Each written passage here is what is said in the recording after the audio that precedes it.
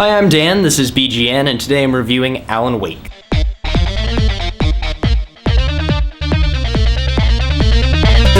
Alan Wake is one of the few current games that really relies on story as the main aspect of the game. You play as murder mystery author Alan Wake on a vacation to Bright Falls.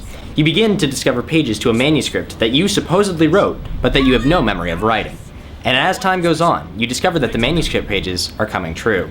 Think Stranger Than Fiction, but with a lot less Will Ferrell and more possessed demon people. Your wife goes missing early on in the game, and at night, all of the people in town become possessed by the darkness, becoming the Taken. I honestly can't tell you why, but I really did not like the first couple chapters of the game. They take everything really seriously right off the bat, but you really don't have any emotional investment in the characters at that point. Speaking of chapters, the game is broken up into episodes as if it's a TV show, which I thought would be really intrusive and out of place, but it really helps break up the game nicely and provides natural story arcs within the main story.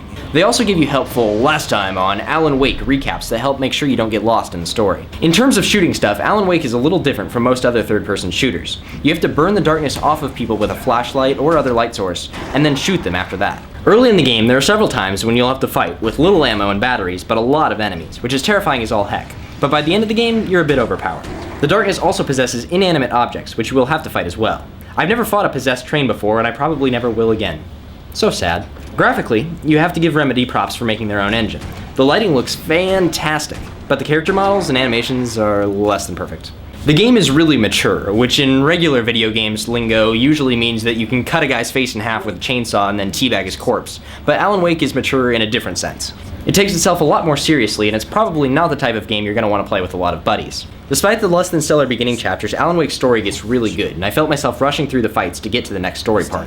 As you go, there will also be televisions that you will occasionally find that have these mini-series episodes of TV called Night Springs, which is sort of like the Twilight Zone, but even more awesome. It's the awesomeness of Night Springs that makes it so frustrating when you come to a television in the middle of one of the best sequences of the game, only to find not your favorite mind-bending science fiction drama, but a Verizon ad. Really?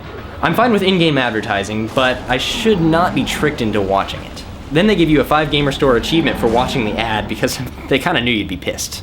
Despite that though, Alan Wake's story makes it one of the best games so far this year, and I wouldn't be terribly surprised to see it up for consideration for Game of the Year. That's why I'm giving Alan Wake a 9.5 out of 10.